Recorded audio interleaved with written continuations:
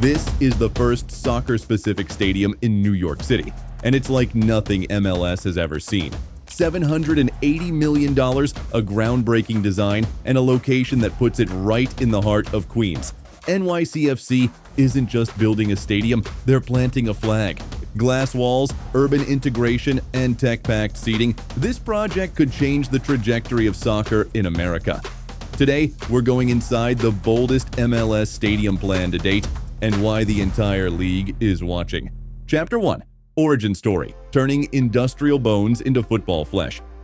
NYCFC didn't just buy land, they partnered with the city to reclaim a former dock and warehouse site in Willets Point. That abandoned rail yard whispered redevelopment possibilities.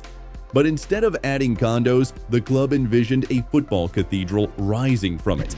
Financing was edgy: partial city bonds, partial private equity, and a major naming rights deal locked in for 25 years.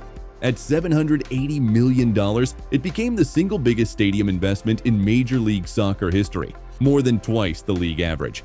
Breaking ground in early 2023, the club worked to redeem soil from industrial toxins, which led to multi-stage remediation. Concrete piles were driven through railroad ties and debris. By late 2024, the steel ribs arching over the bowl began to glow through the fog. After 9 months of construction, sections were sealed to allow local youth soccer leagues inside while the main structure rose. By spring 2025, you could already sense the echo of footsteps and cheers. This wasn't a build done quietly, it was a rebirth rooted in community. One of the most unique early features is how the design pays tribute to New York's skyline. The roofline is broken up into jagged contours that mimic the rise and fall of the Manhattan cityscape. From the sky, the stadium looks less like an oval and more like a stylized crown. It's a subtle, artistic nod to the city that never sleeps, and a direct contrast to the cookie-cutter shapes of older MLS venues. Another critical decision that shaped the stadium was the choice to eliminate parking lots in favor of pedestrian plazas and public transit access. Located near Citi Field and the 7 train, the site is a masterclass in transit-oriented design. It's football for the walk-up fan, the subway commuter, the kid arriving by bike. Chapter 2. Bowls, waterfalls, and seat-level innovation. Once inside, this stadium feels tight, but intentionally so. 45,000 seats wrap around a pitch, so close you can hear grass whisper. The bowl is horseshoe-shaped, open on the west side toward elevated public space and East River views. Balcony seating there can feel like you're on a terrace overlooking Manhattan. The choice was emotion-driven. This stadium is heavy on sightlines and intimacy. Instead of standard fiberglass seats, premium zones use ventilated mesh backs and memory foam bottoms, embedded with seat buffers that heat or cool. There's also a built-in biosensor. If multiple seats detect sudden rises in temperature or respiration, the system can trigger medical staff alerts. These seats also monitor occupancy, helping the club analyze flow and fan behavior in real time. A stunning focal point is the 25-foot artificial waterfall situated behind the south goal. While it acts as a natural sound barrier, it also enhances matchday atmosphere in an unprecedented way. When NYCFC scores, the water pulses in sync with crowd noise, illuminated by LED lights that shift between team colors.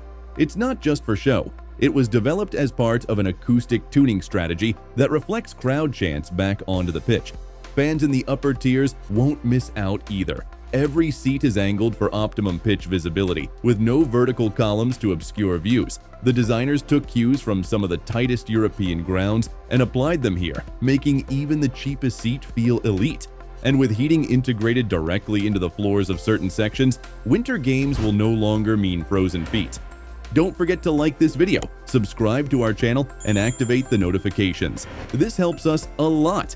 Don't miss any of our future videos about the world's mega projects and future stadium renovations. Chapter 3. Tech, Connectivity, and All-Access Entertainment. If you think the seating is high-tech, wait until you step inside the concourse. It spans 2 levels.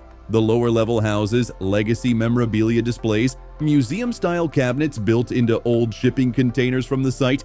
The upper ring is dedicated to stadium living, an esports bar, rooftop brewpub, and a 180-seat broadcast tower. Every seat has gigabit Wi-Fi ducts overhead and 5G zones at bowl corners. The stadium app guides fans with real-time football maps, restroom wait timers, tie-ins for ordering, and AR seat previewing. Scan a seat, and your phone shows the view before you sit. Video boards are paired with a camera in a ball system, giving 360-degree replays on screens and VR headsets for those in premium suites. Even the elevators are experiential. Each lift is wrapped in transparent OLED panels that play replays and artistic video loops as you ride. Step into an elevator and feel like you're being lifted through a living timeline of NYCFC's biggest goals and saves.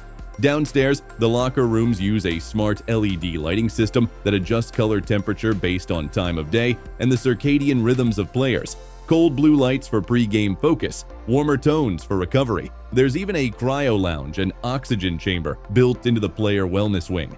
Chapter 4: City, Commerce, and Community Returns. Finance of $780 million wasn't without debate. Critics called it an overreach, but the club argued it would anchor a redeveloped district. They promised 800 construction jobs, 200 permanent staff plus ancillary business, food trucks, merch kiosks, rideshare hubs. Bus lanes were redesigned, new ferry dock installed, community spaces underneath seats built for trade shows and neighborhood fairs. Local merchants got priority in retail spots. Sound walls, smart traffic lights, and parking restrictions were used to calm public concerns. Tax relief for local business remained in place, insulating residents from displacement. There's a small misconception. Folks thought condos were going up. In reality, the stadium is alone. Housing is still zoned out. That preserved community fabric. Perhaps the boldest urban promise was the club's decision to host weekly public events. Farmers markets, job fairs, youth football clinics, and cultural festivals are all integrated into the stadium calendar. They didn't just build a stadium, they built a stage for Queens to tell its stories. The stadium's economic model also allows NYCFC to operate as a landlord during non-game days.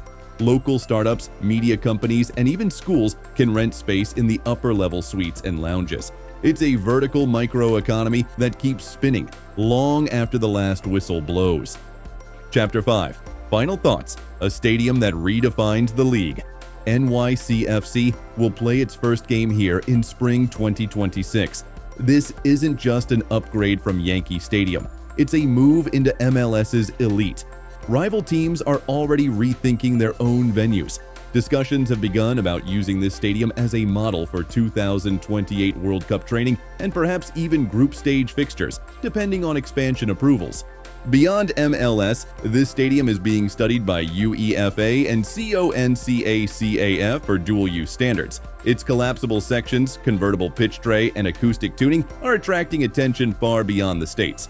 For fans, though, the proof will come on that first match night. When trains spill out at the station, lights pour through the waterfall, and a city that's always been known for its baseball finally feels a pulse for the global game. If you made it to the end of the video, share your thoughts on this incredible stadium in the comments.